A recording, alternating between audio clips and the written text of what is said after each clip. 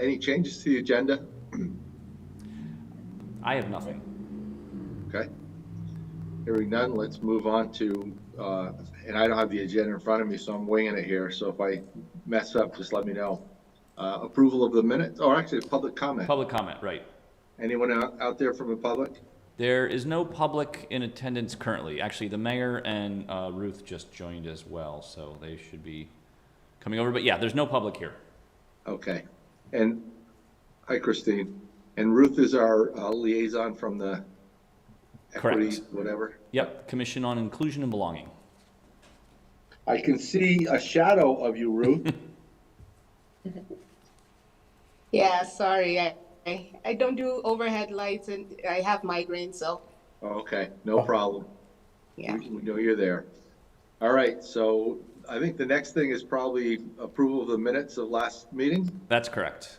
Yep, minutes were included with the agenda packet, so happy to take any comments or questions. Any comments or questions? I guess, actually, before we get into that, if I can, Mike, since I know some folks don't like to vote on minutes if they were not at the meeting, so since Sarah and Connor were the only two in attendance that are here, I don't know, Brendan, how you feel about voting on minutes that you did not, for a meeting you didn't attend, or similarly, Mike? I'm okay. I'm okay voting on it because, I mean, technically we can because if Sarah and Connor are good with them. Yeah, I would prefer to abstain, I guess. I wasn't there, so I don't want to make representations that I think it's accurate, but this is, yeah. Okay. Well, I'll make a motion to accept the minutes. I'll second. Okay. Is there any further discussion? Christine, any thoughts on the minutes? They look okay to you? Yeah. Yes. Okay. So all in favor, please say aye or raise your hand. And I'll say aye to get them passed. And no no's and an abstention from Brendan. Yeah. Okay. Perfect. Okay, great. Thank you. Okay. So I guess the next thing is moving into our business, and are we going to go through your report? So the first item is actually a authorization of the chair to sign off on a resolution for a municipal planning grant. So included with the packet was just a quick narrative of a grant application that we are submitting. Actually, our Housing Initiative Director, Jasmine Hurley, is actually submitting this application to the state, to the Agency of Commerce and Community Development for a municipal planning grant to do, the grant would be for an equitable housing needs assessment for the city. Basically, the purpose is to enhance our understanding of Winooski's existing housing inventory and the effectiveness in meeting residents' needs and proposing a comprehensive approach involving in-depth community engagement and stakeholder meetings. The ultimate goal would be to formulate recommendations for the city, ensuring that preservation and enhancement of housing accessibility for marginalized communities is done, particularly in the ongoing redevelopment of the gateway districts. So this is something we do every year. Well, I shouldn't say we do it every year, but we have in years past done this. This is an annual grant that the state offers to communities. So this would be it requires a 10% match. The grant amount would be for $30,000 total. We are proposing a $12,000 match, so more than the 10%. But basically what we're looking for tonight is just authorization for Mike to sign off on the resolution. City Council did review this at their previous meeting and signed off on it from their side. So it's more of an administrative thing, but it does require authorization for the Planning Commission chair to sign off on the application. Okay. Does anyone have any questions about that? Nope. If not, Brendan, did you? I'm just curious, Eric, does doing a bigger match like make it more likely that we'll get the grant? It can, yeah, because that means that there's less of the state funds that need to be expended to meet the total amount that's necessary or that we're asking for. So yeah, we're basically asking for a lower amount from the state to do the same work. So that does, I believe it does increase the points in their review. Okay, thanks. Yep. Yeah, sounds good to me. Okay. If folks are okay with it, I'd look for a motion to approve or authorize me to sign it on behalf of the planning commission. I'll move. I'm happy to second. Second, okay. Any further discussion? Hearing none, all those in favor of the motion, please say aye or raise your hand. Aye. Anyone opposed? No abstentions, so that passes. Okay. Okay, great. Thank you. So Mike, Eric, I'll stop in. Oh, I was going to say the resolution will be waiting for you at the front desk whenever at your convenience. It's there right now, so if you can stop in tomorrow, that'd be great. If I don't forget, I will do that. Okay.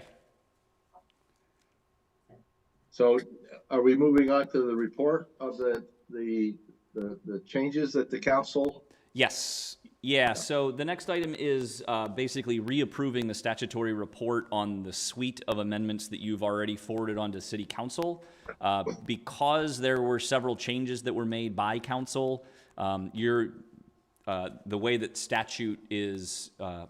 The way the statute reads is that the Planning Commission needs to basically reapprove the report. You're not looking to review the changes. In fact, though, I did walk through the changes with you at your meeting on September 14th, what was being proposed. Basically, council went along with those changes with a few modifications. Most of the changes were related to the bicycle parking. So they made a compromise on the minimum required bicycle parking. So they left the standard at for residential, they left the standard at 1 space per dwelling unit. They left the standard for community center, cultural facility, and religious facility at 1 space per 1,000 gross square feet. But they did modify this, the minimum for funeral homes from 1 space per 1,000 to 1 space per 2,000. Otherwise, the other items related to the location of short-term bicycle parking that we discussed previously were included with that suite of amendments. So again, it's really just the reauthorization of this report or reapproval of this report to comply with statute. So Eric, as I was going through it, I picked up one or two things that I had missed before.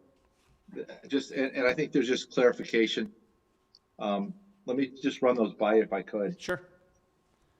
So I'm going to page 26 or article 4.2 I guess it is. Encroachment of existing driveways. Yep, hang on. Let me, I'm going to pull this up so we can all look at it together here. Yeah. Give me 1 second.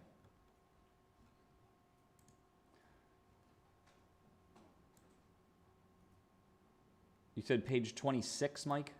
Yeah. Okay. It's 4.2I. Yep. So, as I recall, what we're trying to do is allow folks to move that setback, encroaching the setback up to 4 feet. Right. So it'd be a 1 foot setback. Yeah, and this language actually already exists. It's just Yeah. being moved from an earlier section. It's currently under item E. Yeah. So here's my comment. Yep. So it says, I'm going to the third line, driveways may encroach into the required 5 foot setback up to 4 feet from the property line. And as I read that, from the property line, to me, makes it sound like you can go 4 feet from the property line, so it's only a 1 foot encroachment. I think from the property line, should be taken out of there. And I'm going to Brendan, what do you think as an attorney? How's that for throwing you under the bus? No, actually, Mike, I think that is the way that's intended to be written, because that It is. gives, so the way this is set up is that you can do that encroachment kind of automatically, but if you wanted to encroach any further, then it needs to go through the review process with, I believe it's conditional use approval. Unless I'm thinking of a different section. But I guess the way I read it was, we're allowing them to encroach into 4 feet of the setback. And the way this reads, it says encroach 4 feet from the property line. So it sounds like it's measured from the property line. You know what I mean? The only reason I'm bringing it up is because if it goes through and that's interpreted that way, it could change what we intended to do. Well, like I said, this is what's in the regulations currently. Okay. So we're not looking to change. We know there was no changes proposed here other than where it's located in the draft. Yeah. No, understood. I guess I'm at the 12th hour questioning that if that language is correct. Right. Well, I tell you what, maybe that's something we can flag for a future amendment, Okay. potentially, Yep. or for future revisiting, so that we're not potentially holding up this process. Sure. Yeah, that's fine. I mean, I don't think in the time that I've been here, I've ever used this provision for anything. Yeah. So, Yeah, it would be like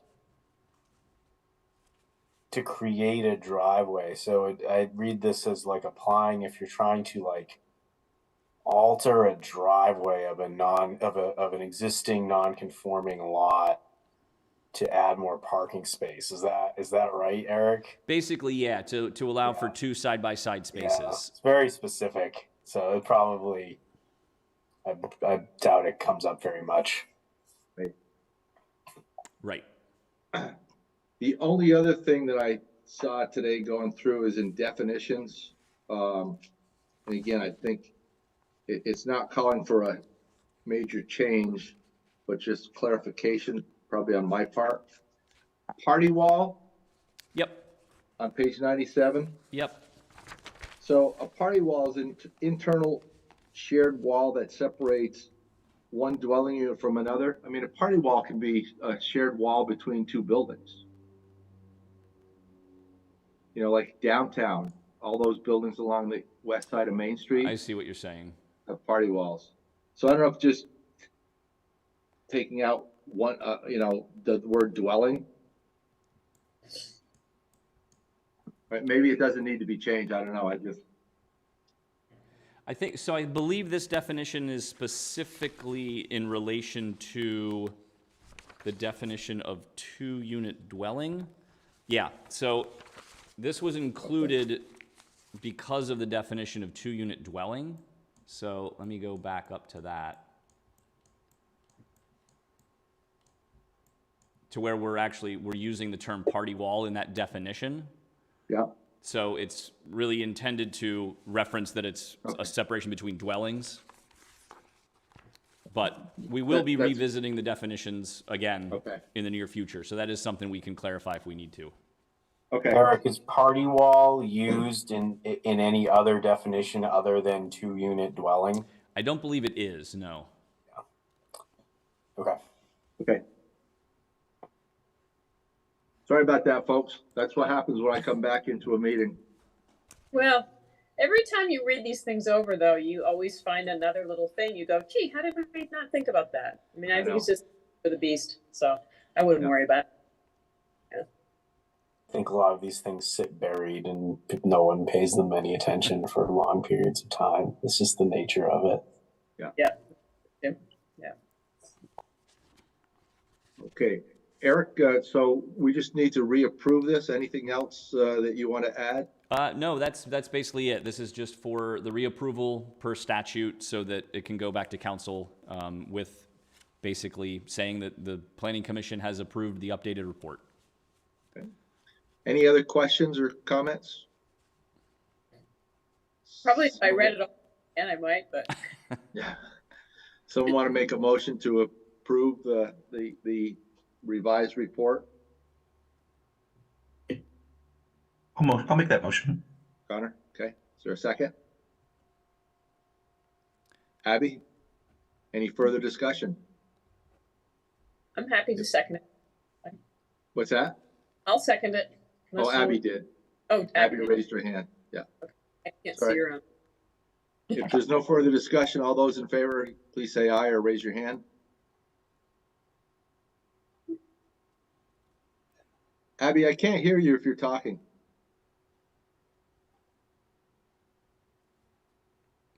Abby, I see your lips moving, but I can't hear you. I believe she It just might said be she your doesn't know what's headset. going on. Yeah. She's what? She's doing some troubleshooting. Okay. Did you have some comments about this?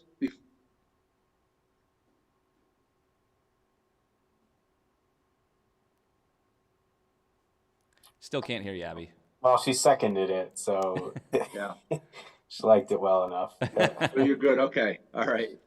Good. So I think I said all in favor and everyone raised their hand. So no no's and no abstentions. Okay.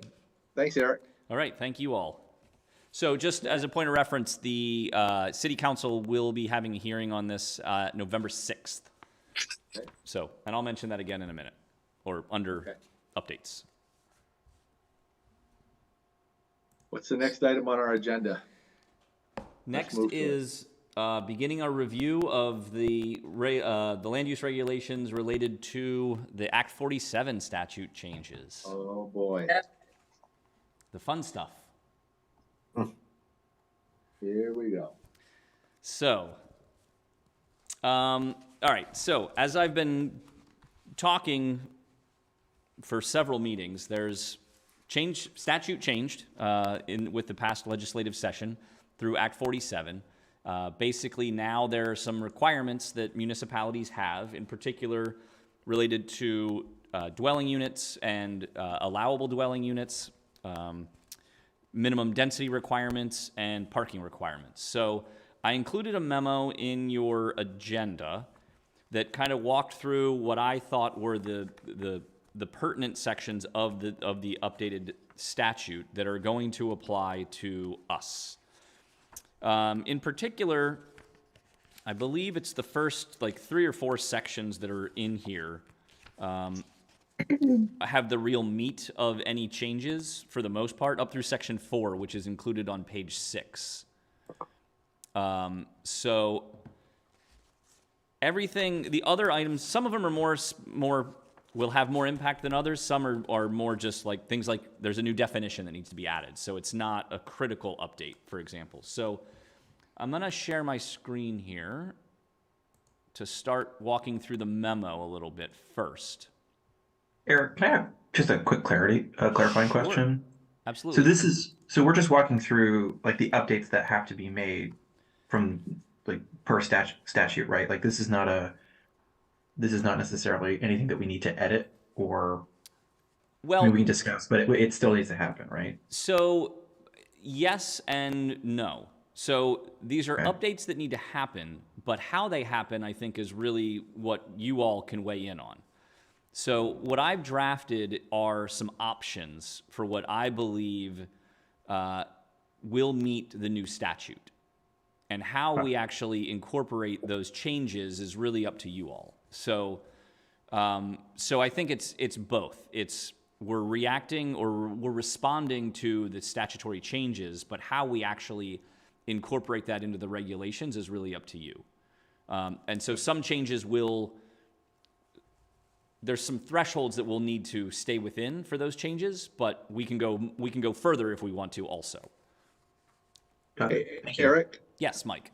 As background, these are based on your interpretation as well as, I'm asking this question from a previous conversation you had, as well as communications you've had with other planning professionals around the state?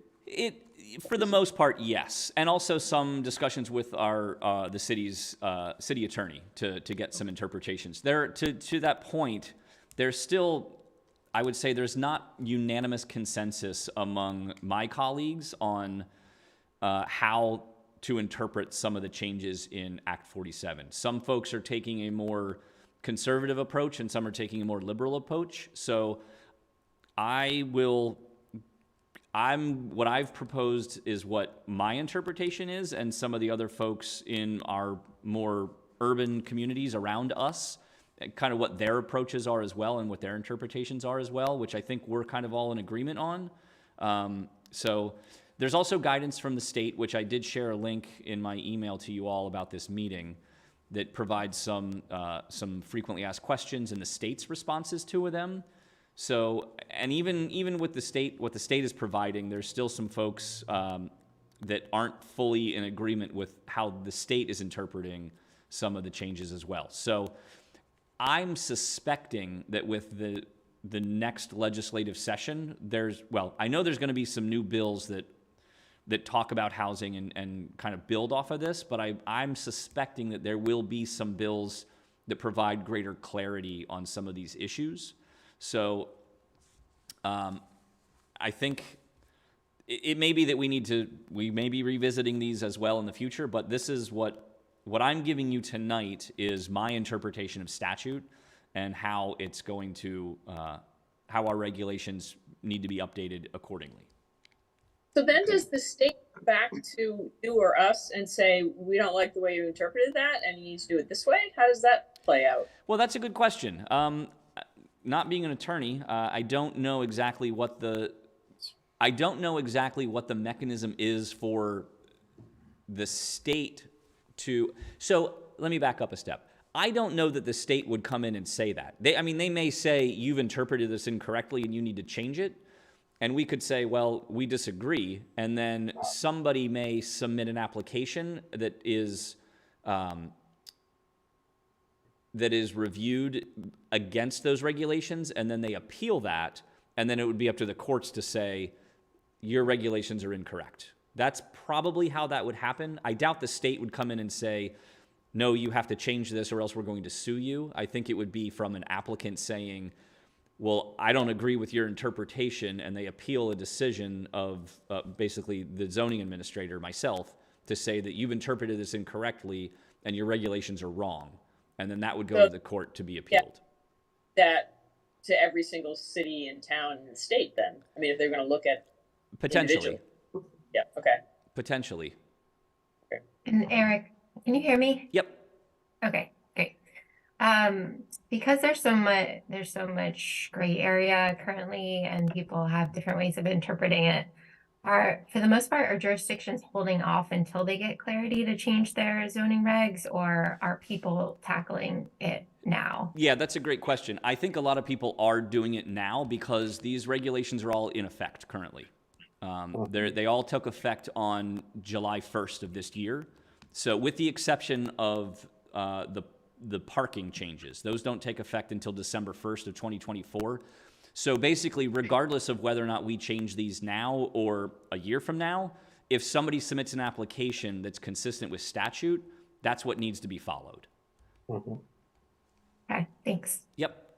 So yeah, so that's a really good point. So regardless of how long it takes us to change these regulations to comply with statute, any application that comes in currently that meets the statutory changes has to be reviewed against statute, even if our regulations are different for those areas that apply.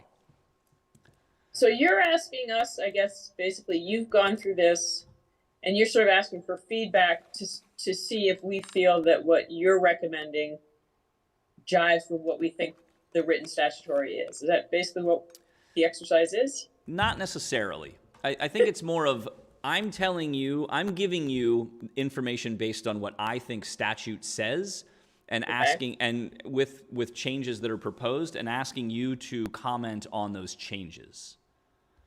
Yeah. Not the interpretation of statute. Yeah, if I understand, Eric, it's like, here are two options that I believe both comply with statute. What do you think is a better option? That's a very well put statement. Yes. Okay. Yes. Any other questions before we get started? This is great. I love everything about this. This conversation, that is. Okay. I will say, Eric, that the Q&As from the state, Yep. I didn't think they were real helpful. I mean, there was some that were and some that kind of were vague, but that's whatever. Yeah, and I think that's part of the challenge is that there's not a lot of good clarity on what's going on here. So it's, but I think what's being proposed, what I've proposed, will be consistent with statute. So, all right. I'm going to share my screen and first walk through the memo, or some parts of the memo, I should say, for any comments or feedback. So the first section of the memo is the parking section, and this doesn't take effect until December 1st of 2024. So I don't want to get too much into this, but basically what it says is for residential uses in our residential districts, we can't require any more than one parking space per dwelling unit.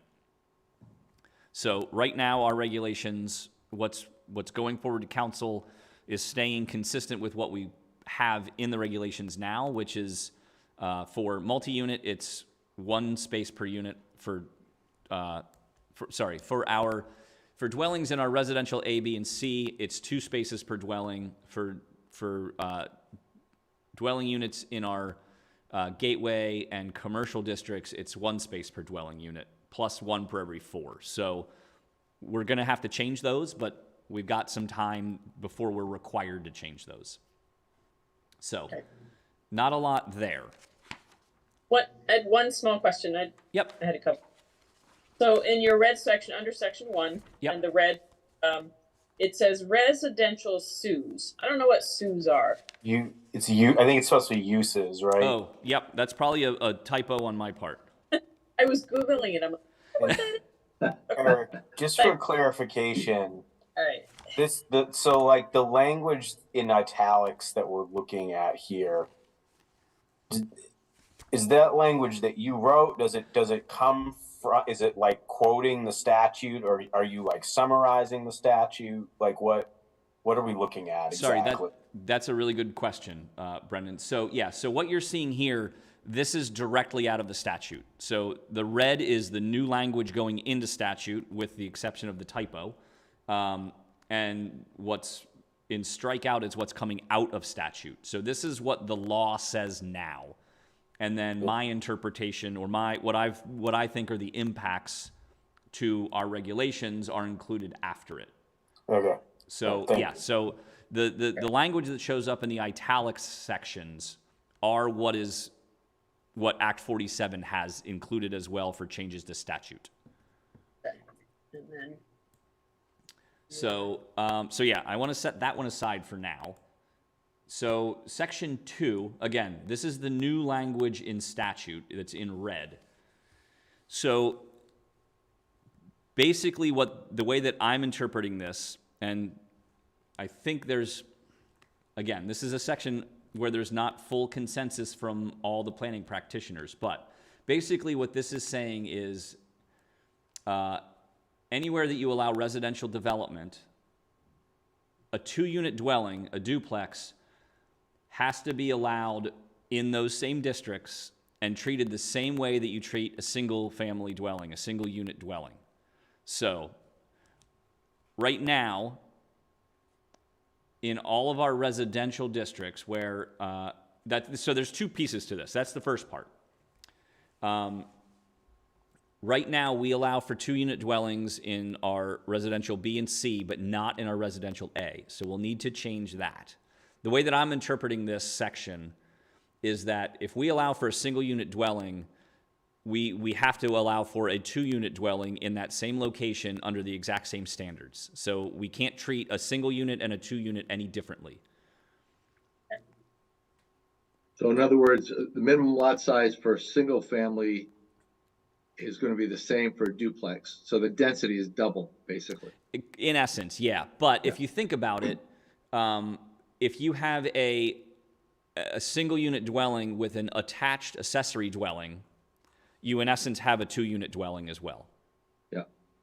So, which if it's a single unit owner occupied property, we have to allow an accessory dwelling by right. So, in essence, we're already allowing 2-unit dwellings in all of our residential districts where we allow a single unit dwelling. So that's the first part of this change of statute. The second part is on this piece where multi-unit dwellings with 4 or fewer units have to be a permitted use as well in these same districts. So we don't have to regulate them the exact same way as a single unit or a 2-unit, but we have to allow them. So the way that I've interpreted this is they could be allowed by right, they could be conditional, they could have different lot size requirements, but we have to allow them in those same districts. So in our residential A, B, and C, we have to allow buildings that have up to 4 units.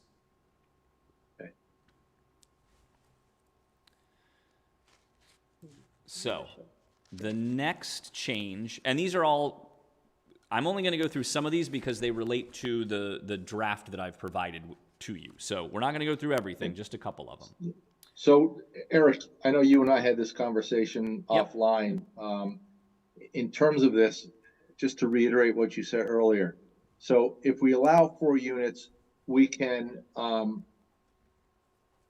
make a minimum lot size per unit. In other words, you know, as long as we allow 5 units per acre, we can for a 4-unit, you might have to have whatever it is, 35,000 square feet or whatever the number is. Yep. Yeah, that's the way I'm interpreting it. Yeah. And so to your point, Mike, about the 5-unit, so that's the next piece that we'll be looking at here is under,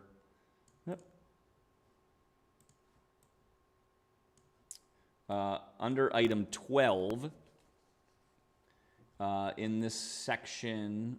So Bottom of the next page. yep, so the bottom of page 3 here. So basically anywhere that we have water and wastewater, which a lot of the statute is caveated on having water and wastewater. The entire city is covered by water and wastewater, so all of these changes apply. Basically what this says is we have to establish lot building dimensions that allow for up to 5 dwelling units per acre. So in essence, what that means is the minimum lot size that we can require in any of our residential districts is 8,712 square feet. We have to allow for that as the minimum lot size. And then it further goes on to say that the density standards shall not be any more restrictive. So we can't say that if you have a 4-unit building, you're going to need more acreage than if you would for a 2-unit building. For whatever, it has to be proportional. So if we say your minimum lot size is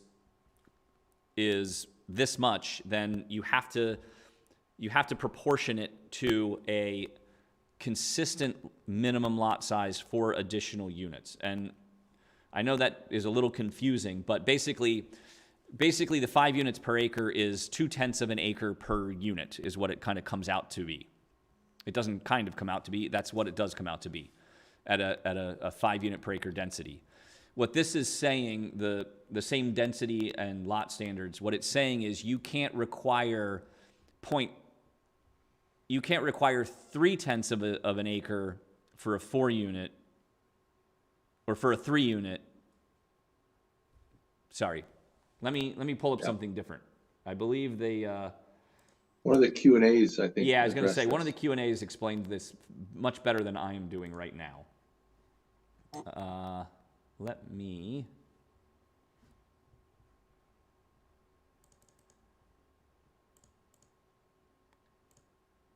It was... Let's see, I think it's in... Yeah, so it's in this section... Thank you. I was going to ask you if you could blow it up. It's in this section 1.4. It's really this last part here is what I was trying to get at.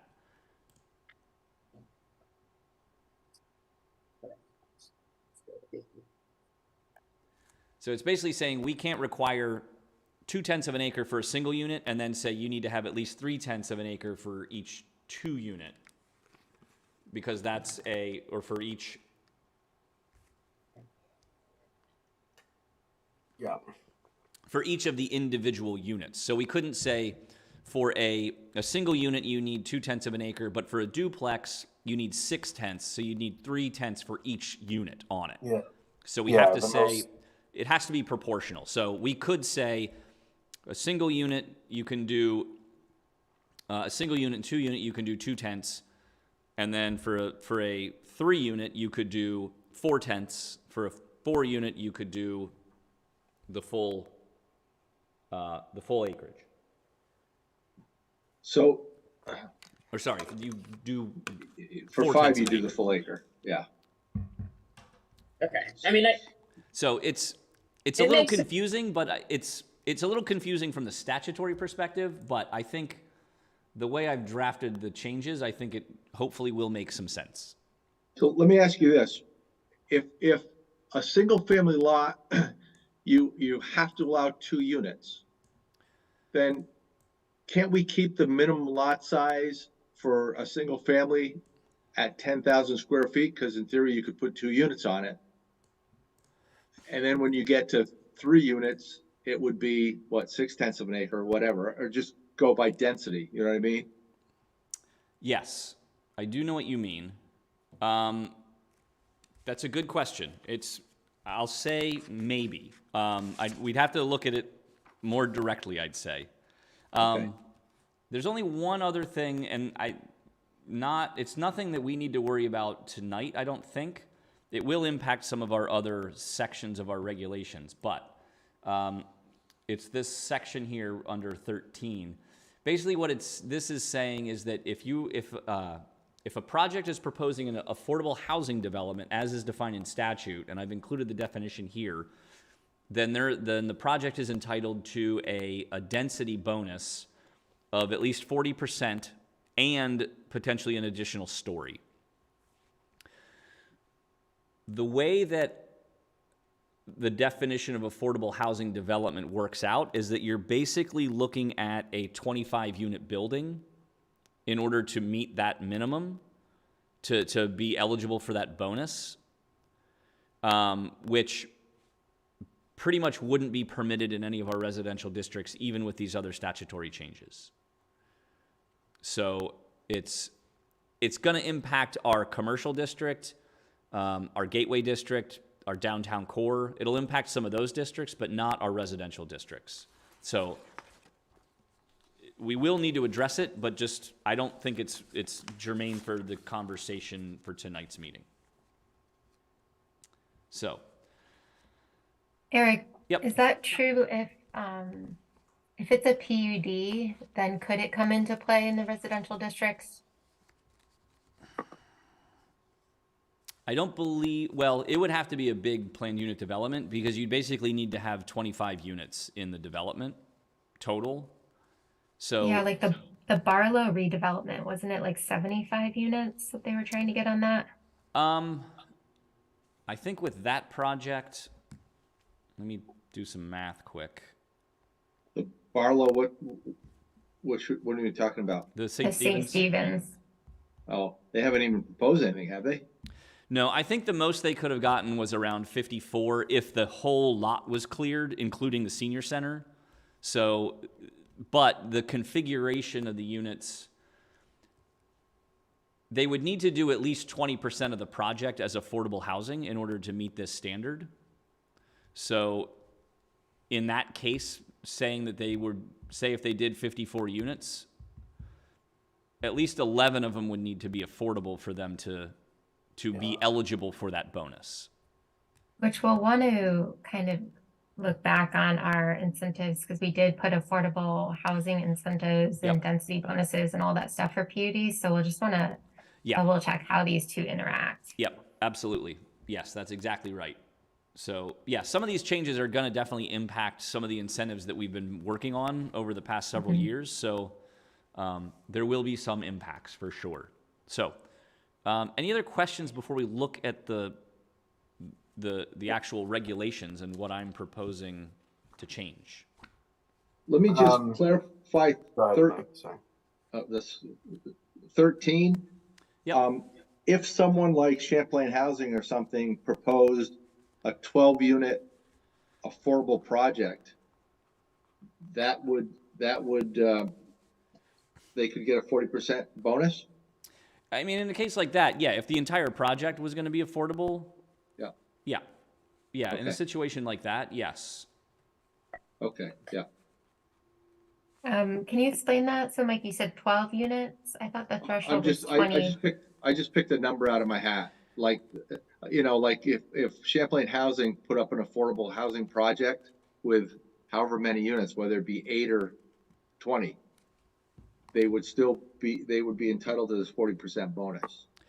So what was the 25 unit threshold that Eric had mentioned, or like the 25 unit minimum? So what I was saying is, based on the definition of affordable housing development, at least 20% of the units or a minimum of 5 need to be affordable in order to qualify for that standard. So what I was presuming is that if it was a market rate project, they would need to do basically 25 units to meet that minimum. Okay. So if they come in and they do 100% affordable housing, it would come into play at 5 units. that's right. Okay. Yeah. Or actually any number of units, right? Yeah, it could Well, be. actually, Well, it has to be a minimum. So the minimum they would have to do is 5 units. So if they came in with a 4-unit building, they wouldn't be eligible because it would not meet the definition of affordable housing development. okay. So the minimum that they would have to do is 5, and all 5 of those would have to be affordable in order to meet this standard. Yeah. Okay. Eric, how does maximum lot coverage fit into this, right? Because that's something I'm thinking about. Like, so we basically have to have like a maximum of 0.2 acres per unit for like lot size, but we have lot coverage requirements that, as I understand it, like limit, you can't just cover a whole lot with buildings. So that limits how much you can actually build on a lot.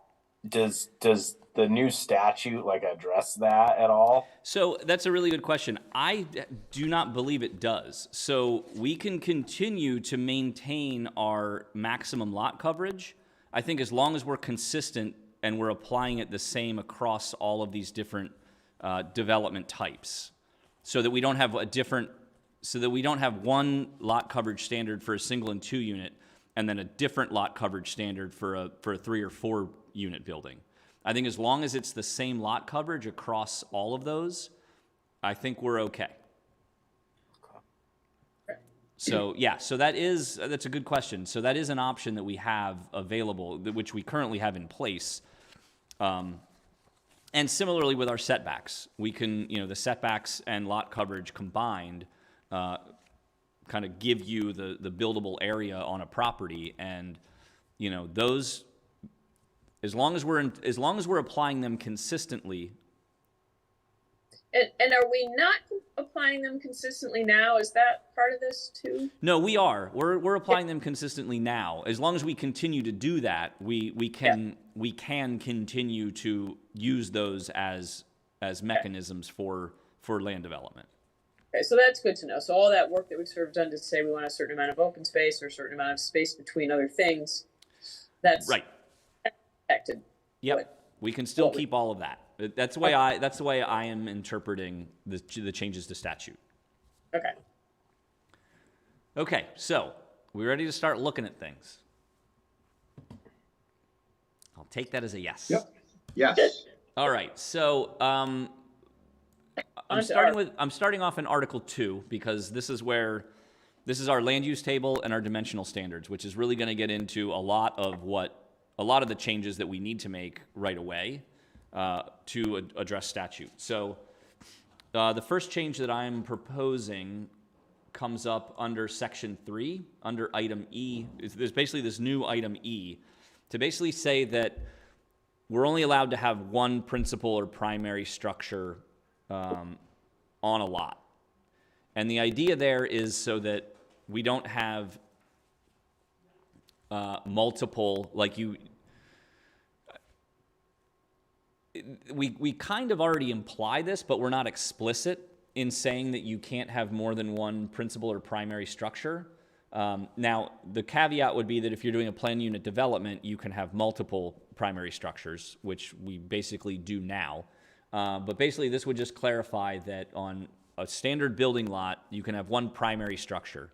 So that primary structure could have 4 units in it in the residential districts, or up to 60 units an acre in our commercial districts, or more in our downtown core. But basically, just to clarify that we're only allowing one primary structure on a property unless it's a planned unit development, and then they can have whatever they want for accessory structures as they're defined, provided they stay within the dimensional standards that are already included. So Eric, they could have a single family house and a detached cottage still? they could, yes, Okay. yes. But what this would Are do we- is are basically you- say that if you're going to, like, you couldn't come in and, if you had a large enough lot, you couldn't come in and say, I want to put up a 3-unit building, or I already have a 3-unit building, and now I want to add a 2-unit building to it as well. Yeah. And have basically 2 primary structures on it. Unless you came in as a planned unit development, you couldn't just do that by right. You could still do it, but there's a different process to do it. So are we going to keep detached cottage and accessory? I guess we don't really need accessory dwelling anymore, right? We have to do accessory dwelling. Actually, what I'm, Okay. well, first, if there's any questions about E, I'll take those. Otherwise, I will answer your question there, Mike, next. Okay.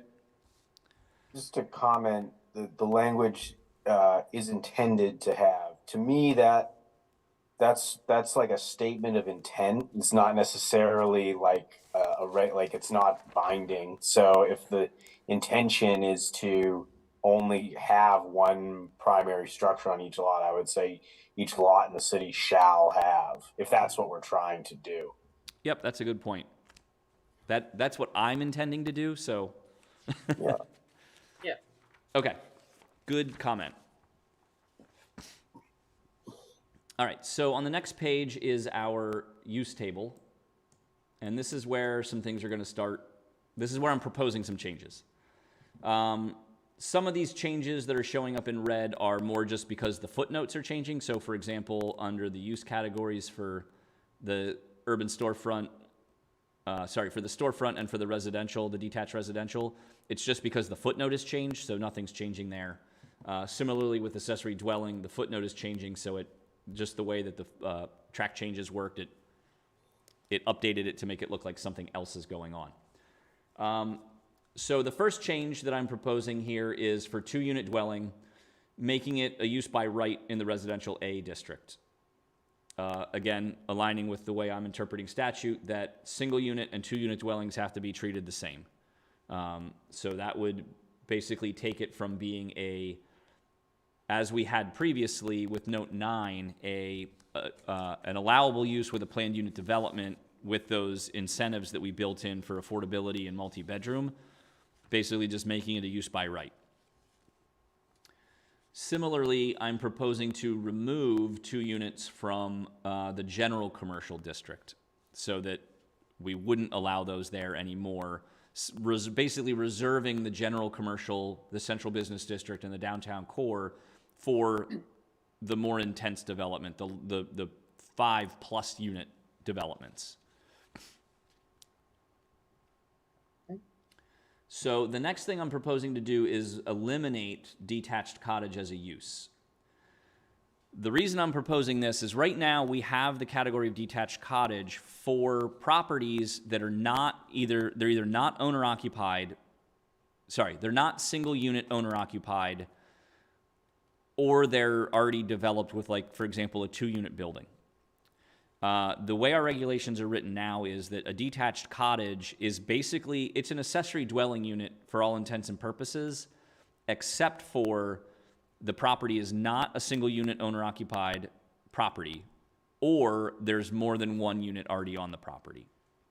So because we're now going to be required to allow for 3 and 4 unit buildings on a property, I don't think there's a need to have the detached cottage as an option.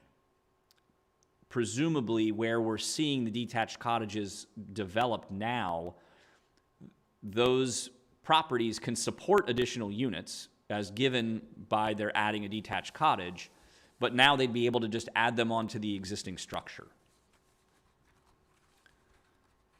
And would that, for example, a carriage house or a garage, if someone wanted to convert that to a residential unit, would that fall under accessory dwelling unit? If it met the standards of accessory dwelling unit, yes.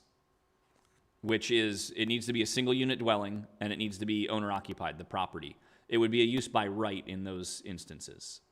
So because we have to allow 2 units on a lot or duplex, someone can't have a single family home and make a second unit within a secondary structure, is what you're saying.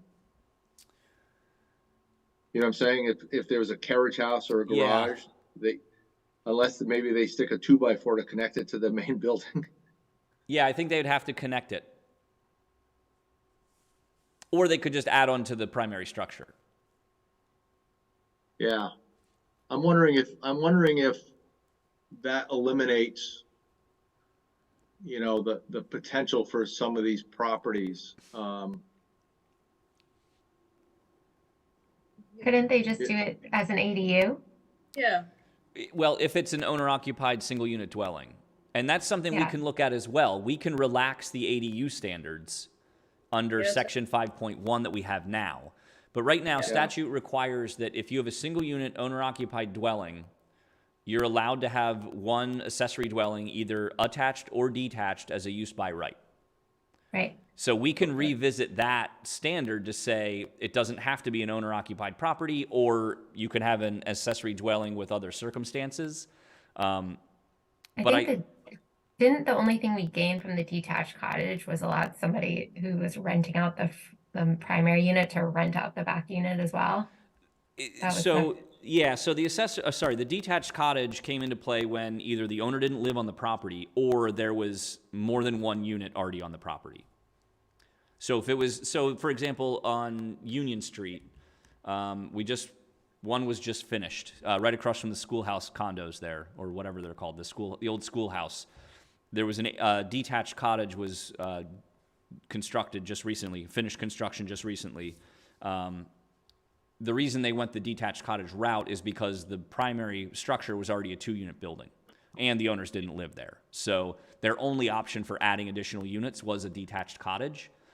With the change to statute, that property, depending on what we do with dimensional standards, that property could have up to 4 units on it as all one building. Right. I mean, I feel like if there's an existing building, no matter what it is, and someone wants to put housing in it, we don't really want to discourage that, do we? I don't believe we do, That's my no. thinking too, yeah. So maybe we need to change the definition of accessory dwelling unit. I think that's going to be the better option than having both the accessory dwelling and the detached cottage, because they basically do the same thing, except one is allowed by right if it's an owner-occupied single-unit dwelling, and the other is allowed when it's not a single-unit owner-occupied dwelling. And I think if you eliminate the detached cottage and change the definition, it simplifies it a little bit. It does. Because it gets a little confusing. Yeah, it does. And then the other thing is, buildings that now fall under, let's say, detached cottage, if you were to do this, do they stay with that designation, or do you change the designations of the buildings, or I mean, how do you... They would probably remain as a detached cottage. It would just be, again, depending on what we do with accessory dwelling unit language and the regulations, it could just be a pre-existing nonconformity. and it would remain as is. There wouldn't be any need to change it at all unless the owners decided they wanted to make changes to the structure, expanding the size of it, things like that. But no different than that same the schoolhouse on Union Street that's a pre-existing non-conforming structure because it has, I think, 20 units in it, and we wouldn't allow that much density under our current regulations. So it can function as it is, and they can do things and make changes and updates to the units as a pre-existing nonconformity. Eric, I saw that 12 West Spring Street was putting in a unit in the back. Is that a is that an ADU or a detached? Yep, that is an ADU. Detached Yes, cottage. yes, that's a single unit owner occupied dwelling. So yeah, so they're coming in under the ADU provisions that we have now.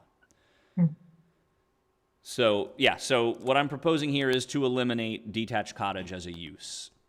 And again, look at some other changes to our ADU standards so that, and it may be a conjunction of, an ADU is allowed, but it counts against the total unit mix on the property. So it becomes an additional unit. It counts against that unit mix or density. But again, I haven't really thought much about what to do with it. I wanted to see what your thoughts were first on eliminating the detached cottage as a use. Okay. Okay.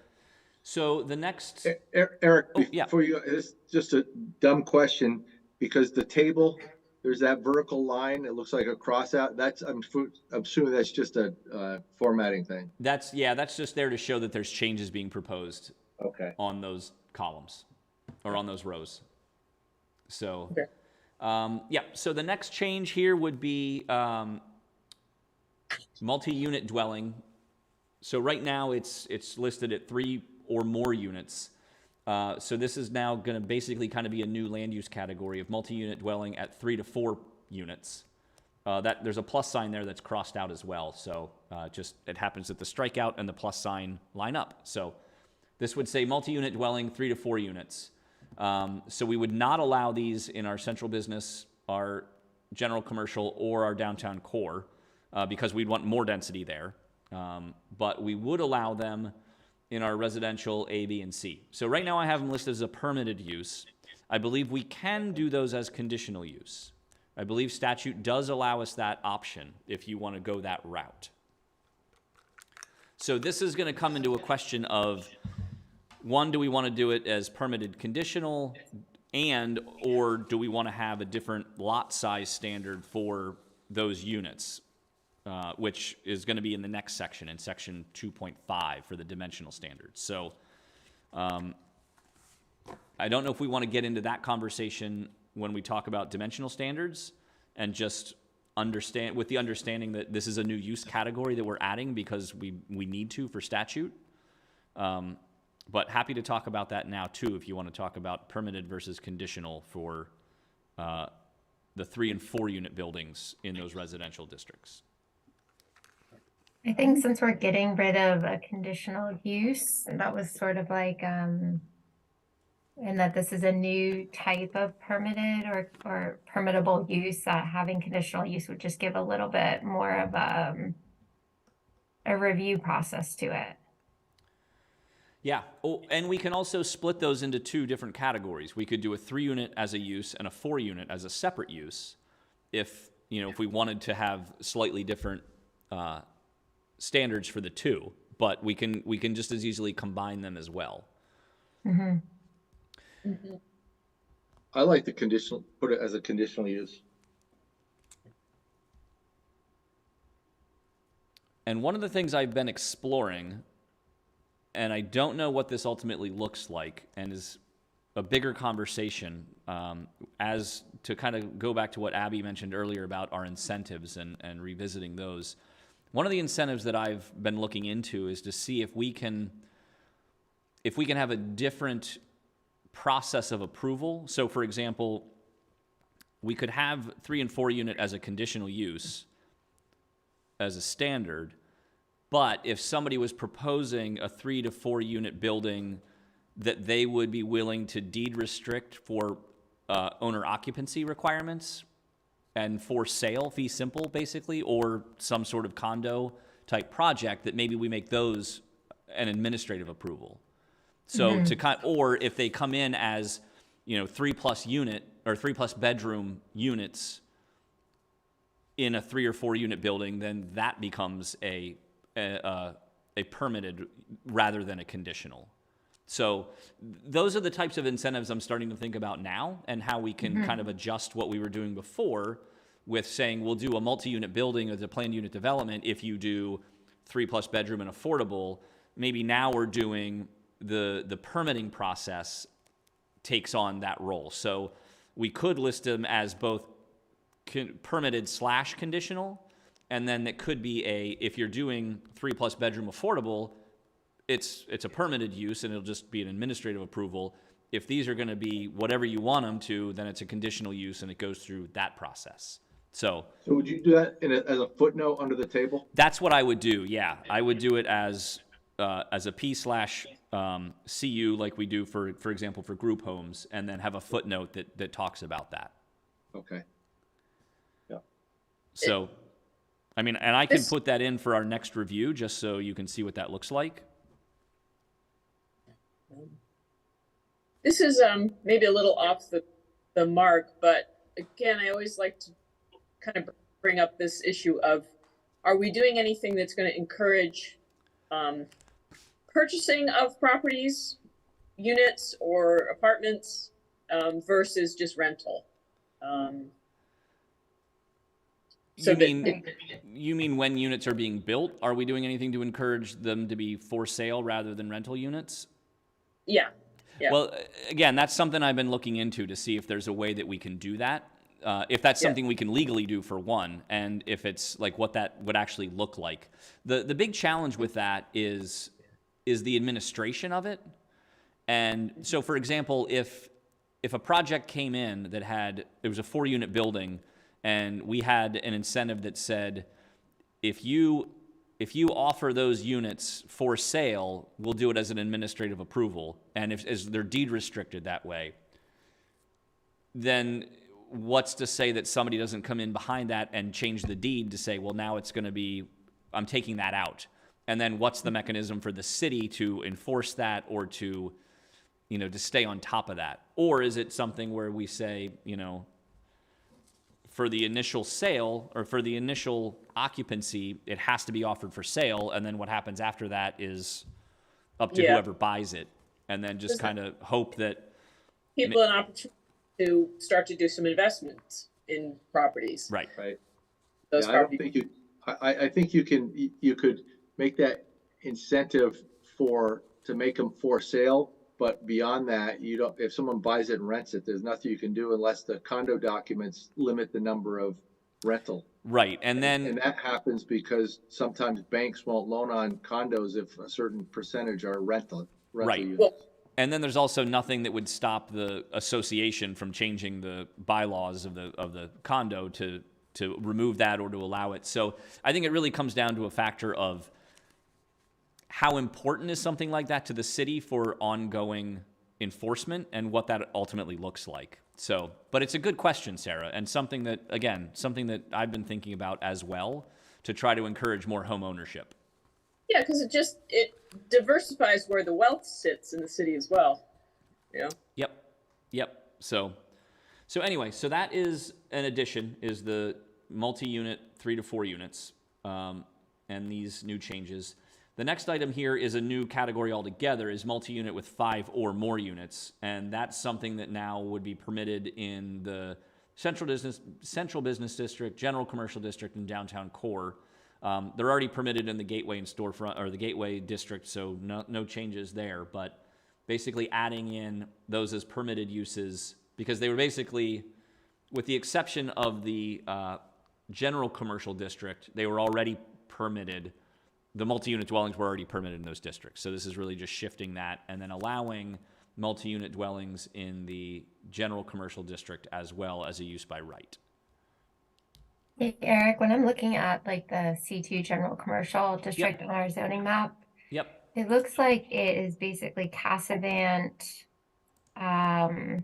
there's a building behind the new gas station, and then maybe a tiny plot. Okay, good, thank you. Yep.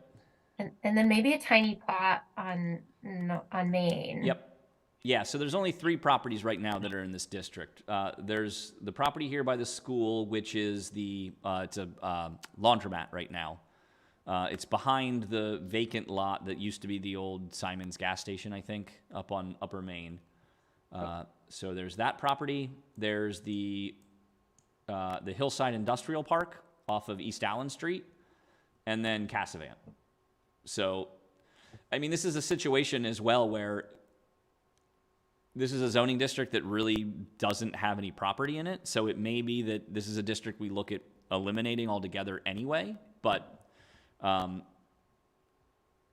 yeah, it's just weird to me that that's the district and that everything was conditional use before, maybe because that's what the district looks like, right? It's so changing things to permitted use when you only have 3 plots and one's like a city park, essentially. Right. Yeah, I don't know what the history is for why they were conditional, but I mean, given the locations of these properties and what could be built basically in front of them or next to them, I don't know why why multi-unit was listed as commercial. Or sorry, as conditional. You mean? As conditional. Why multi-unit was listed as conditional? Well, does it protect Cassavant having them as conditional versus permanent? I mean, I think the real protection on Cassavant is the fact that the city owns it. So it's... And wetlands. And yeah, and most of it's not developable anyway because it's all, it's either, let's see, let me bring up another map. I think it's floodplain or wetlands. It's either, yeah, it's all floodplain and wetlands. So this is basically the Agency of Natural Resources. This is Cassavant here. It's pretty much the entire property is in a wetland complex or in the river corridor. So it's really not a developable property anyway. Is it, there's nothing a developer could do to mitigate it if down the road the city wants to sell the property to mitigate and develop it? No, well, I think because of the floodplain and the flood hazard area, and actually let me bring up a different map. There was a study done 10 or 15 years ago of, the field as you walk in there. Yep. That is actually out of the floodplain and I believe out of the wetland.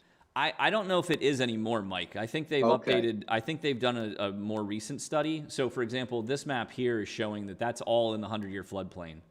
And our flood hazard regs wouldn't allow any permanent buildings there or anything that's occupied. Gotcha.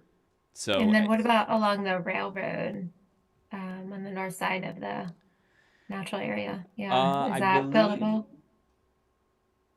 I don't know that there's... That's a good question. Well, I don't know that there's that enough... slopes up. That's why it's not in the floodplain.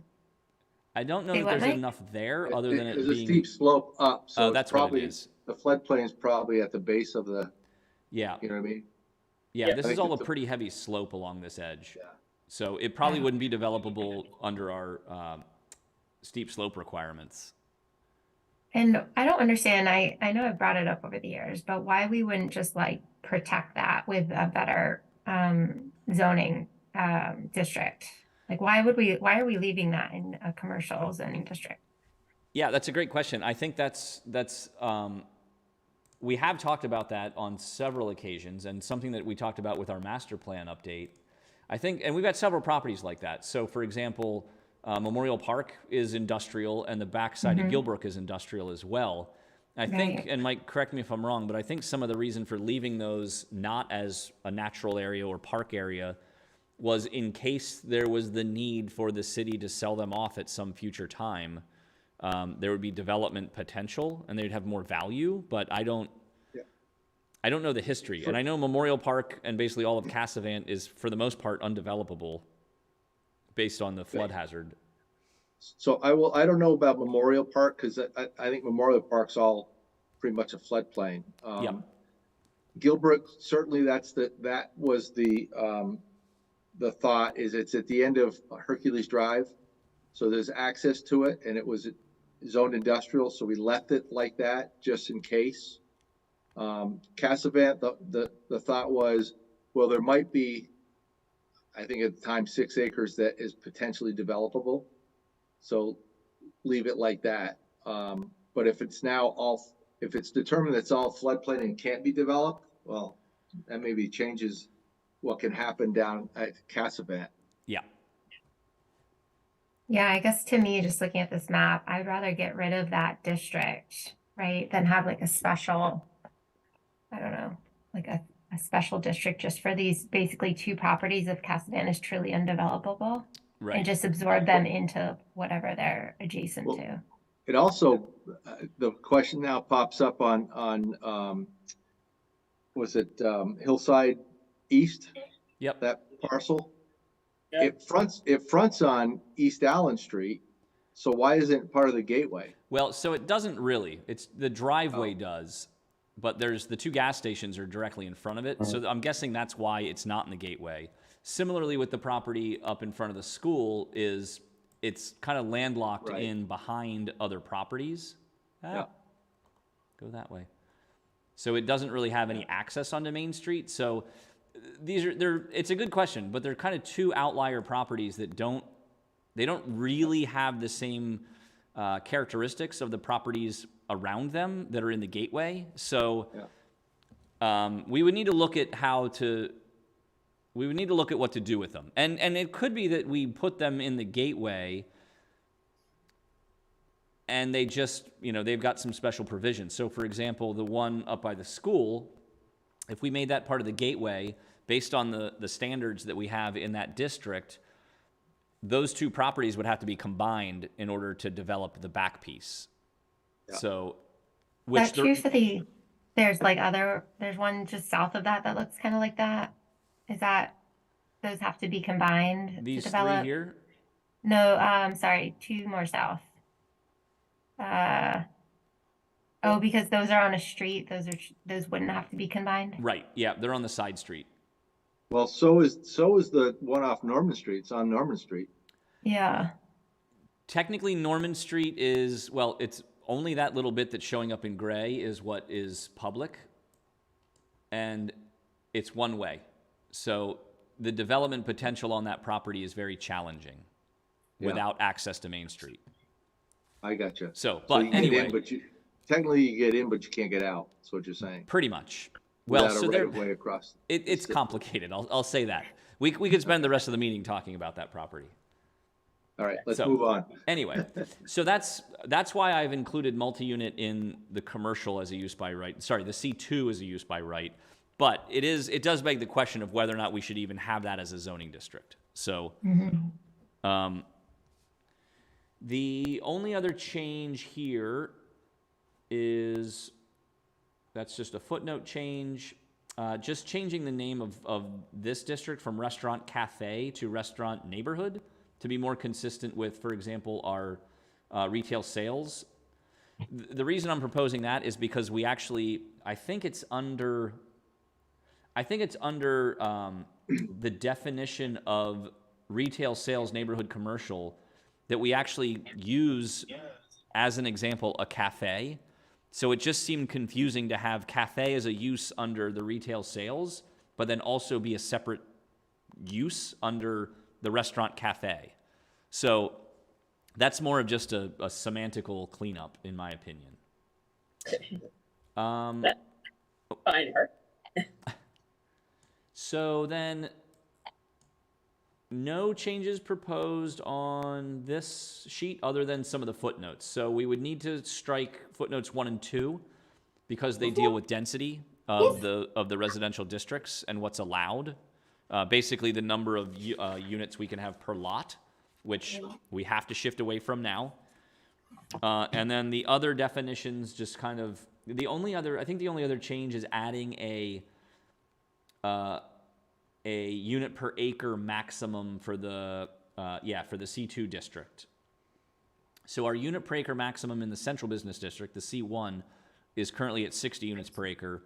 So I basically just put it at half of that for the C2 as a place to start to just show that there is some difference there. And then obviously 9 and 10 would go away because we now have to allow for the multi-unit 3 and 4 units in the residential districts, and it's no longer, so that would no longer apply. Question for you, Eric. Yep. Just clarification. So like in the downtown and gateways and whatnot, Yeah. primarily downtown and commercial zones, where someone wants to put commercial first floor and residential up, how do you, it's not specified for a mixed use. How do you do that? Just that the two uses might be allowed? Oh, you mean for the use table? So Yeah, in the downtown, we do identify what's allowed and what's not in this table. But we also have in Article 3, we have a whole list. Article 3 deals specifically with the downtown core. There's a whole list of uses there as well that are permitted. Yeah. But what about the commercial, the central business district? If someone wanted to put up,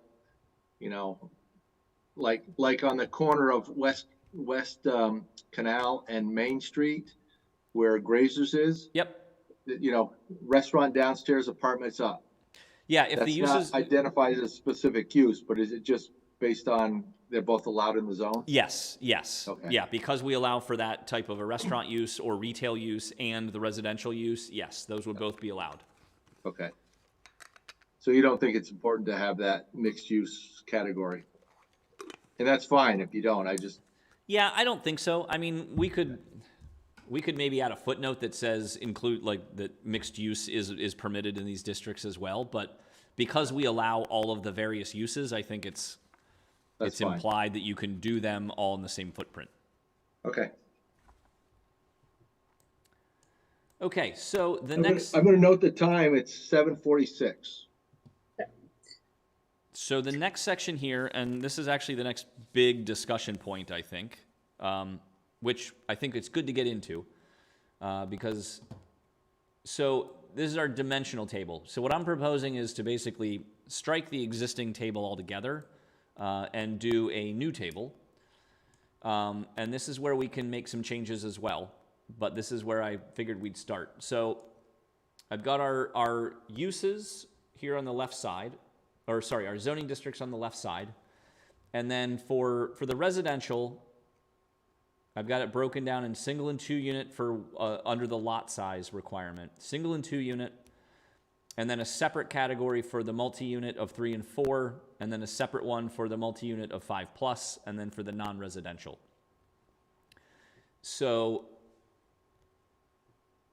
I have the same number. So this is where currently our residential A is at 10,000 square feet.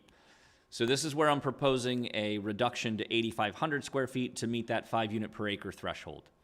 As I mentioned earlier, 5 units per acre breaks out to 8,712 square feet per lot. So I just rounded it down to be a little bit easier to work with, to 8,500. That way we're squarely within that range. So that's the only change from the lot size for the residential districts. Actually, that's the only change in lot size to any of the districts. So, Eric. Yeah. Should, under multifamily 3 to 4 units and 5 units, should that be 8,500 square feet per unit? Well, that's what I wanted to talk about, is how we want to do that. So if we want to do a different standard for the multi-unit, and if we want to do a standard for a 3 unit and then a separate standard for a 4 unit, or if we want to keep it the same and just say, if you can put, I mean, we have a lot of properties in the city right now that are, I mean, there's several that I can think of offhand that are 4,000 square feet that have 4 units on it. So we can put 4 units on a pretty small lot. It's just a matter of whether or not we want to require more lot area for the multi-unit buildings or not. So I started with the same numbers so that we could have this conversation and basically have it as a placeholder. But before we talk about that, I just want to mention that the only thing on this table that's changed is the lot size for the minimum lot size for the residential A from 10,000 to 8,500. So all the other categories, all the other setbacks, height requirements, lot coverages are all still the same.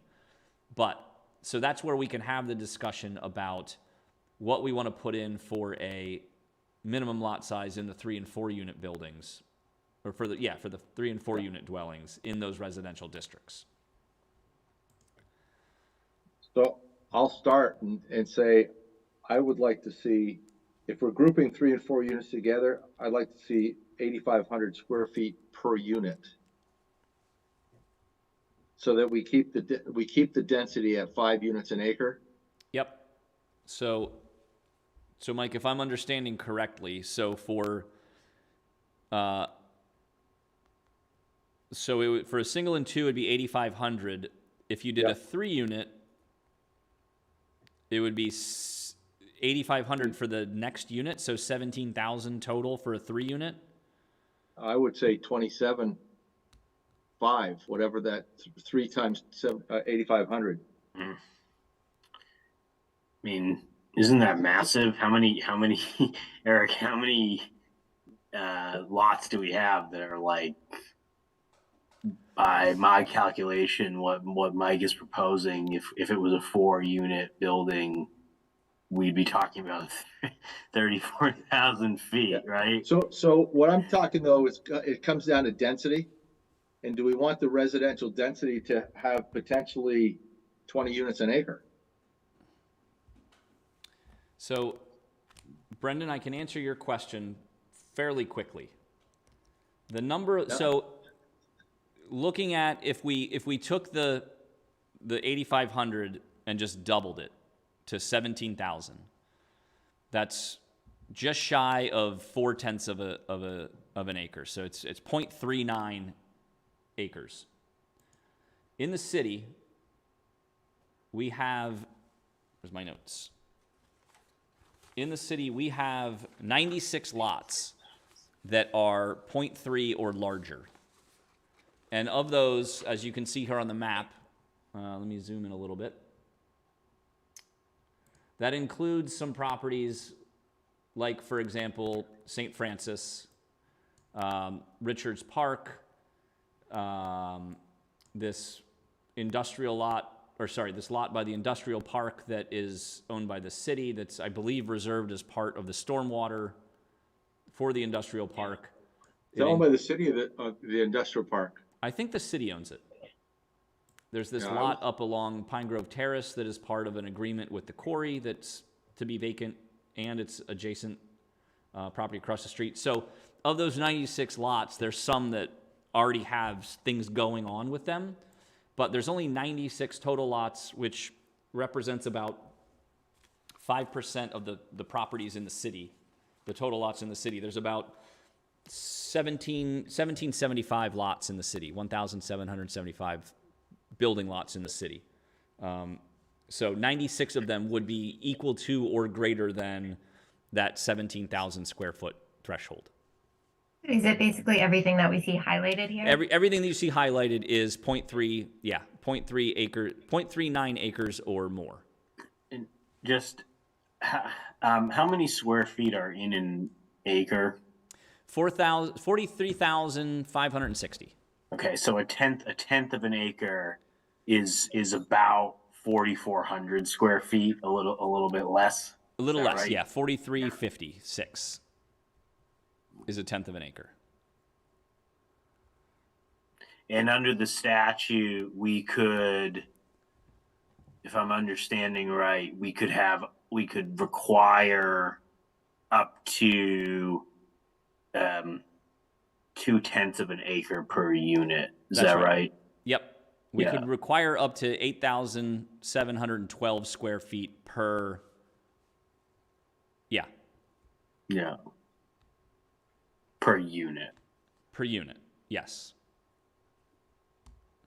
Well, yeah, except for that lot, you could put 2 units on. Yeah. Yeah, because you can't treat a 2 unit different than a single unit. Right. And so what I'm suggesting is carrying that through. Okay, we got to allow 2 units on a 2/10 of an acre lot. But if you have 3 units, I guess the question is, do we want the density in the residential A zone to change from what it is and has been to give more density? I mean, we do that anyway because we have to allow 5 units per acre. Do we want to allow more than that? And duplexes now. Yeah, you're not allowed Yeah. duplex, which is a big So change, and In that's just theory, what it is. in theory, it could be 10 units an acre now. Right.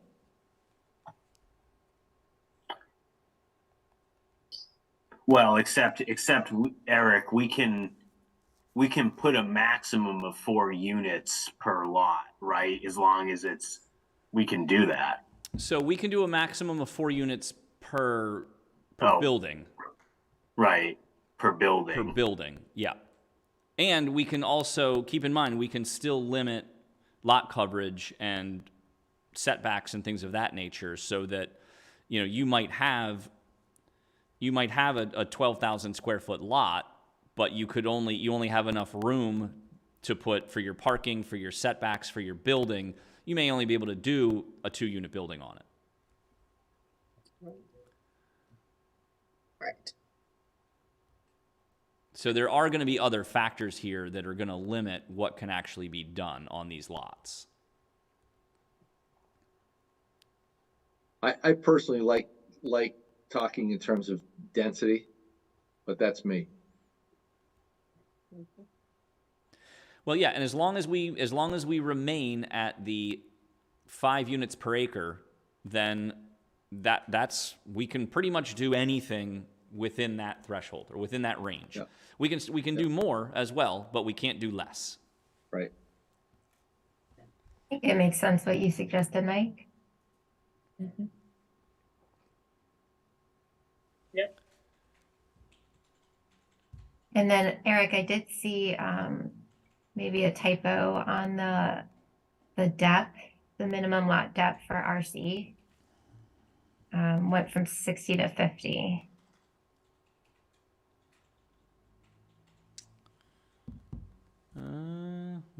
I believe that is, let's see. Lot depth. Oh, yeah. Yes, thank you. Yep. So, Mike, just to clarify again, what your suggestion is 8,500 as the minimum for a single and 2 unit. Yep. And then if you were going to do a 3rd unit, it would be you would need 17,000. And then if you were to do that 4th unit, you would need 25,500. Yeah, I was actually thinking of being more strict and saying if you're doing 3 units now you need 25.5, but I could live with that, what you're saying. Because what you're saying would allow someone, if there was an acre lot out there, they could do 6 units. Or they could, well, I guess the alternative is if someone had an acre lot, they could subdivide it and do up to 10 units. Yeah. Also, what happens if people buy adjacent properties? Do those then become one lot? I guess I don't know how that works. They would have to combine them. I mean, they could combine them into one lot. And how does that work legally? You just say you want to. They basically do a boundary line adjustment, and we make sure that it meets the dimensional standards for the new lot, and they can basically, they have to get a survey done by a licensed surveyor. That needs to be recorded, and then that new lot becomes what's there. Mm-hmm. Okay.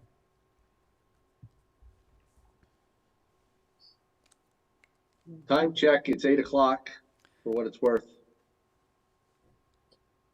So, okay, so 8,500, so looking at the residential A, sorry, let me switch back over here. Yep. So looking at 8,500 for single and 2, and then 8,500 per additional unit for the 3 or 4, which would go to 17,000 or 25,500, depending on which one you did. Yep. Yeah. And carry that basically the per unit for then the residential B and residential C. Right. As they are now. Right. Okay.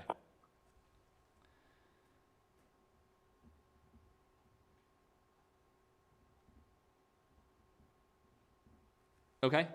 And then just looking at this table real quick, for the 5 and more, they're listed as NA. There's a footnote at the bottom that says if it's listed as NA, it means it's not permitted, so you wouldn't be permitted in those districts. And then for the non-residential uses, which there's not very many in the residential districts, it's basically retail sales at a neighborhood scale, which I think limits it to 2,000 square feet of a structure.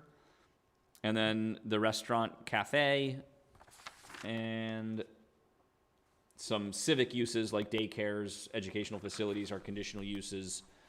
How do folks feel about just leaving those as the minimum for basically the single unit, kind of as they are now, at the 85 and 7,500? You talking about for single or two family? Or No, two for the non-residential uses. Oh, with this new non-residential. category of non-residential. How do we do it now, Eric? So we basically do the same as what we do for we only have one standard now. Oh, okay. So we just have a minimum lot size for any Right. use. Yeah.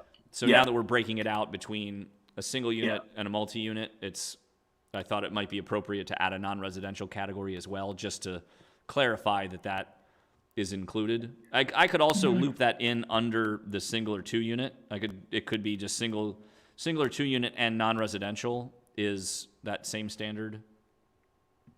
I like keeping non-residential separate, but it's fine. There's not many non-residential uses that are allowed. Yeah. Yeah, there's really And it's- not. Yeah. And it's the same like right now it's non-residential is the same as residential, but I agree. I think I like having it separate. Maybe it's something someone might want to revisit one day. Okay. Yep. I think that makes sense. On that note, oh, never mind. I didn't see it before. Okay. Nope. The only other thing, and I know we're short on time, like I said, nothing else is changing on the table except for the typo with the lot depth that Abby just pointed out. And I'll double check the rest of them. So I've broken out a separate table for accessory structures. Yep. Nothing here is changing as well except the maximum height. Right now, our maximum height for accessory structures is the same as they are for primary structures. They're both at 35 feet for basically where we allow them. Okay.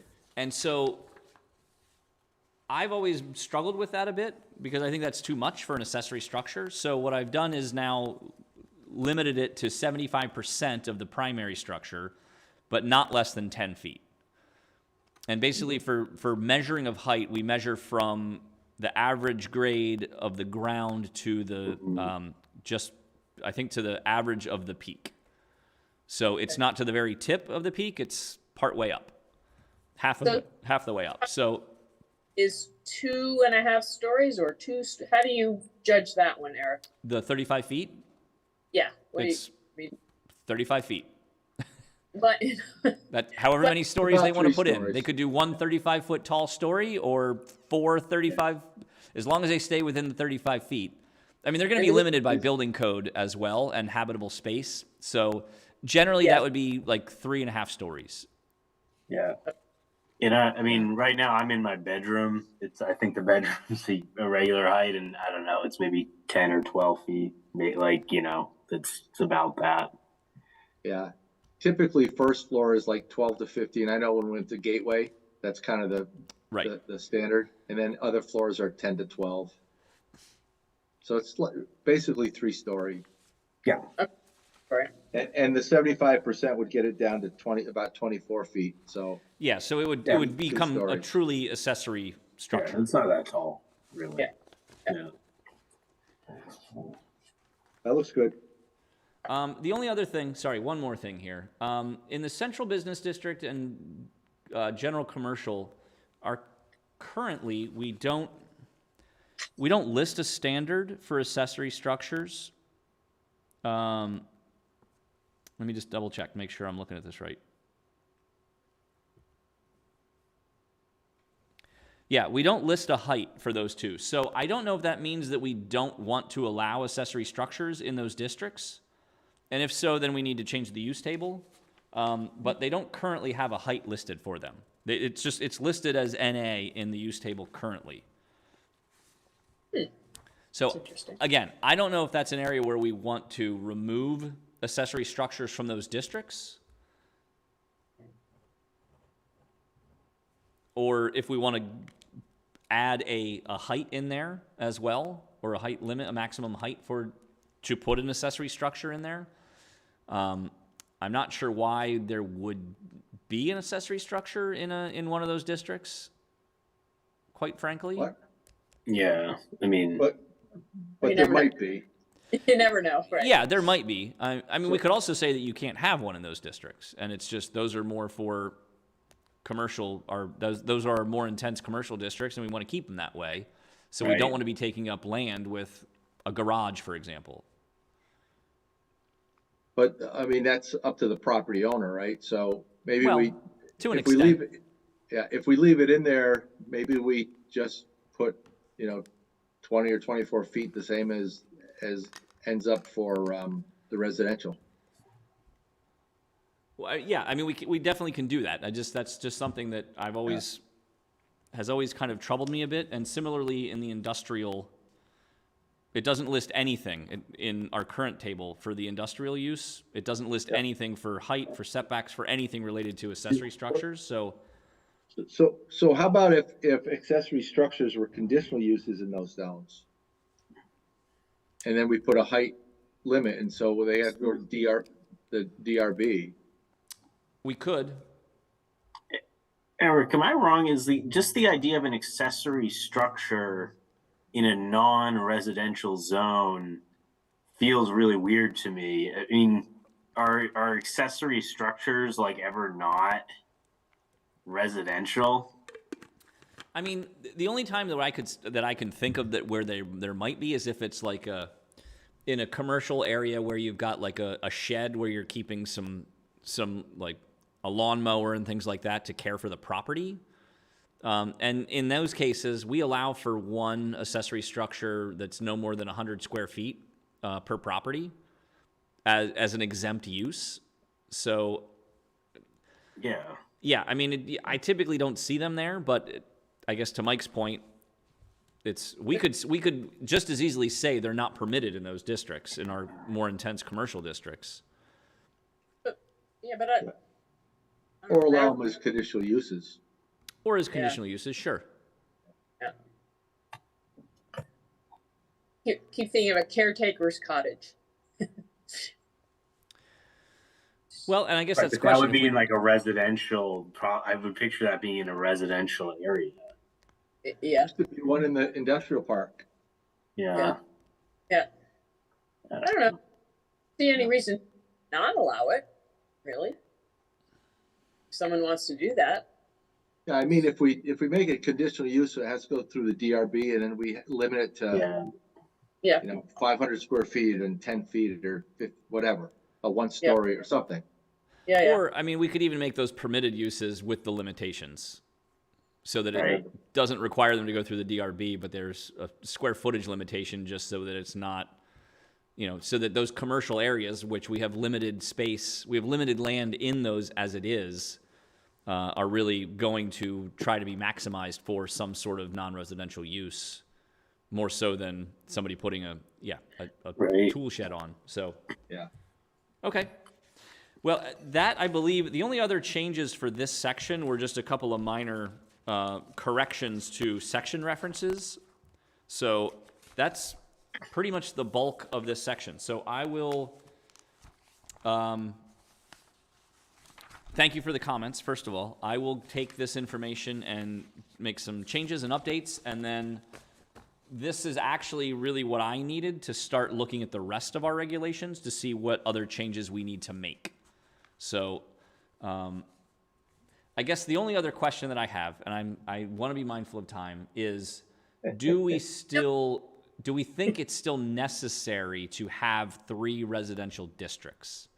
And I'll leave you with that for something to chew on for our next meeting, because as we look at it, and it may be that it's the residential A remains, but then the residential B and C kind of come together and coalesce a bit more. I mean, really the only difference between these two districts is the frontage and the lot depth, Yeah.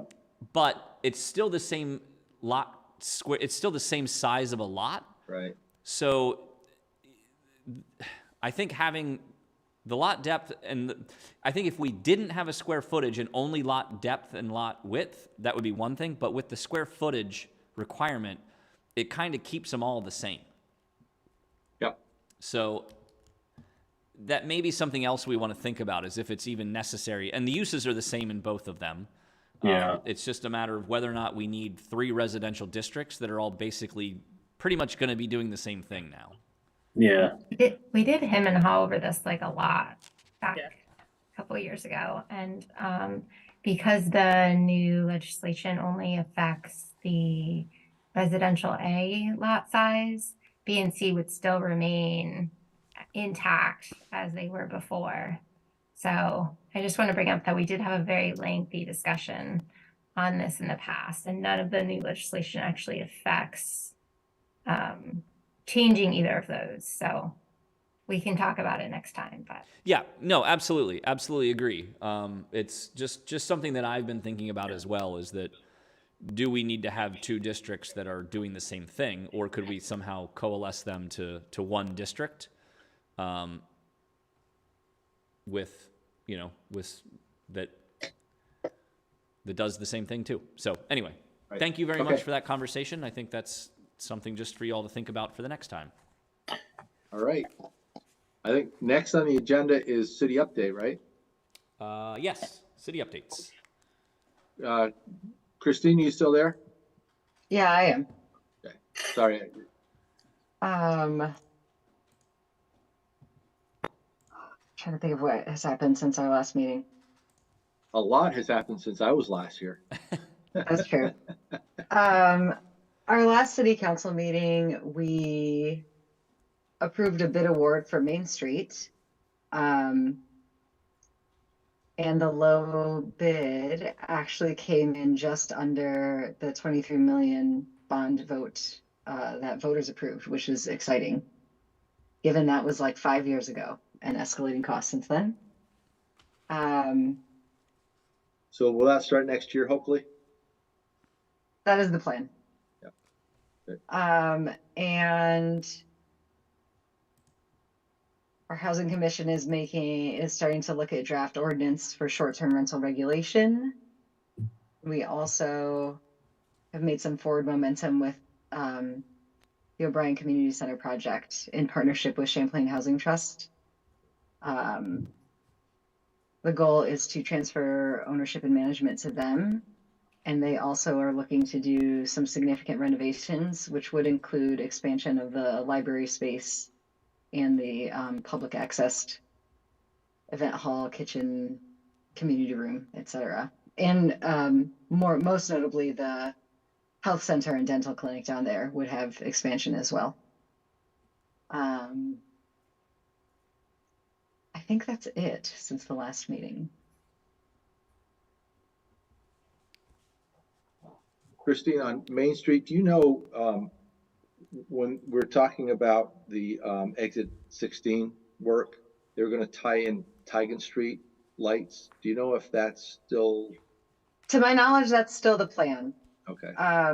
John did share a couple of like value engineering items that was not mentioned. Okay. Eric, you got anything? The only thing I would mention is, as I mentioned earlier in the meeting, on November 6th, the City Council will be having a public hearing on the last set of amendments that you sent forward to them with the changes that we just approved the report on. And hopefully on that same agenda, I think the intent is to have an item for them to consider approval of those minutes. Or sorry, of those amendments. Yep. Good. Okay. How about other, Sarah, do you want to say something? Yeah, I had one quick, there weren't a lot of us at the meeting last time, but I wanted to just ask, actually sort of for the mayor and Eric, we should probably ask it at city council, but there was a meeting, was a number of weeks ago that was about the bridge.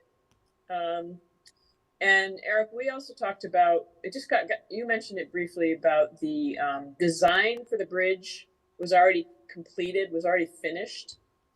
And is that, Mike, you're shaking your head because it's not. It's not. Okay.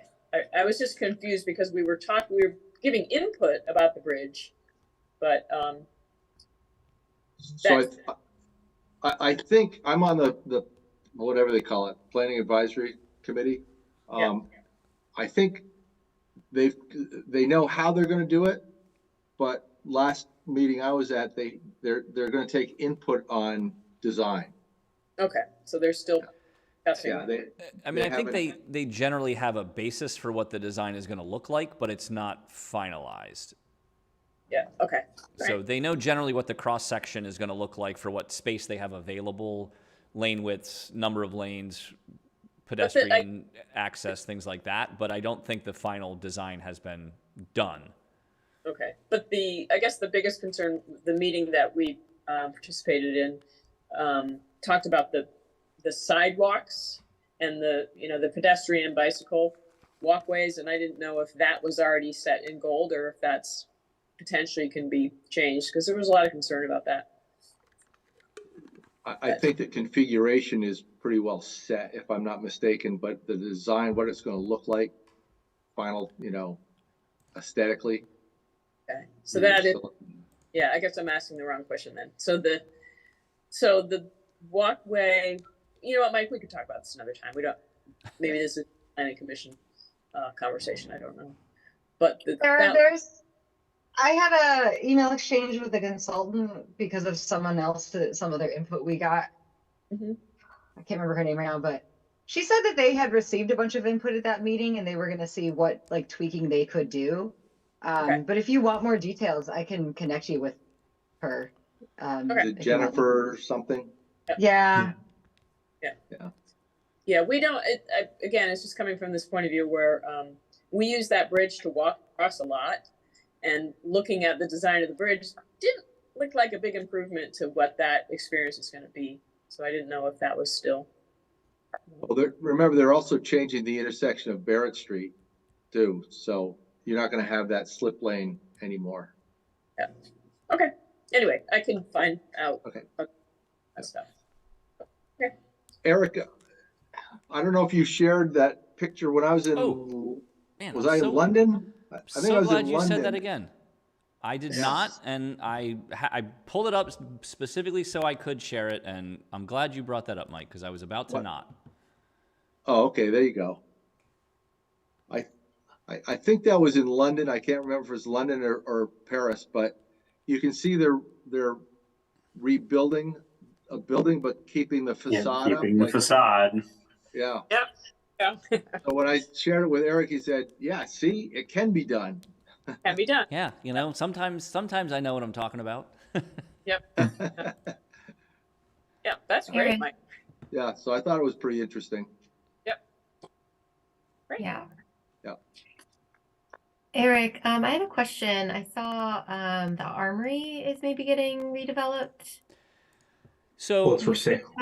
I don't know what's happening there. They did submit an application for demolition of the existing building, but that's as much as they've done. I don't know if there's a plan for the state to retain the property, if they're looking to sell it. I haven't heard anything other than they are planning to take it down. I know there's a lot of environmental issues with the building and just the whole property itself. I think given the nature of what's happened in that building over the years, but there's not currently a plan for any new development on that site. This is the building by Richards Park. Correct. Yeah. Mm-hmm. Yeah. I've heard, I don't know if it's accurate or not, like it's several $1 million to take that thing down. Yeah, I think it's going to be quite a process. Yeah. I've been, I live just down the street, and I've been deeply confused about what that building is for, for a while. So I'm sort of Used to vote there. Actually, yeah. You can get your COVID shot there in the old days, right? Yeah. Oh, So Eric. Oh, we've sorry. been in touch. We've been in touch with the facilities person from the National Guard. they do have to demo and do environmental remediation, and then they will sell the property. It's state owned, and so there's like specific state procedures for how that happens. But we're staying in close contact with them to know. The timeline has repeatedly been pushed back. Well, and it's in the RA district, right? That's right. Yep. I mean, it's Yep. sort of limited what could be done with it after. Yeah. Yeah, I think So Eric, based on the lot size and the and the new statute, I think the most they could do there under a planned unit development is like 20 units, maybe 28 units. I think is the most they could do there. That doesn't take into account. That's just strictly a land area versus unit count. That doesn't take that doesn't bring in setbacks, driveways, any type of access to the units. So that's literally just raw land value versus minimum lot acreage for a unit count. So it would probably be in the 15 unit range, maybe, if it was a planned unit development. And then maybe they could take advantage of the incentives to Potentially. densify it or have more. Yeah. Potentially, or whoever ends up with the property, I would say. Yeah. I did notice it was one of the highlighted when Brendan, you asked the question before about like the properties that are of that size. That was one of the properties highlighted. Yep. I think they have about 1.5 acres there total, or right around there. sir, you still have another question? No, I'm good. Okay, your hand's still up. Oh, no, that's just my hands. Eric, next meeting? So before I get to that, Mike, I know that Ruth is on the call and just wanted to see if she had anything to update on. I know I believe they haven't met since our last meeting, which we did get some updates. So, Ruth, is there anything you wanted to share with us? No updates except for we endorsed the housing assessment grant via email. That's it. Great, thank you. Thank you. Okay, so other business. So our next meeting will be November 9th. We will be having a public hearing on that night to take comments on the local resource regulations that some of you all reviewed at the last meeting and recommended advancing it to public hearing. So we'll have that on the agenda and also continue our discussions on changes based on Act 47. So November 9th, we'll only have one meeting in November. And then our next meeting after that will be December 14th. And that will be our only meeting in December as well. And then I think the intent is starting in January, we'll go back to 2 meetings a month if we need to work our way through the Act 47 changes. Great. Ruth, I wanted to thank you for coming and also remind you or invite you when you're at our meetings, don't feel shy about jumping in and making comments. Okay? Thank you. Yeah. You're welcome. Yeah. Okay, so I guess that's the end of the meeting. I look for a motion to adjourn. I'll move. A second. All right, Brendan and Abby. Christine, thank you. Eric, thank you for all your work. Ruth, again, thank you. Thanks everyone for being here. All in favor of the motion to adjourn, say aye. Aye. Anyone opposed? Okay, we'll see you on November 9th. Thank you all. Thank you all very much. Happy Halloween, everyone. Thank you. Thanks, Eric. Bye. Good job. Great evening. Bye. Thanks, Eric.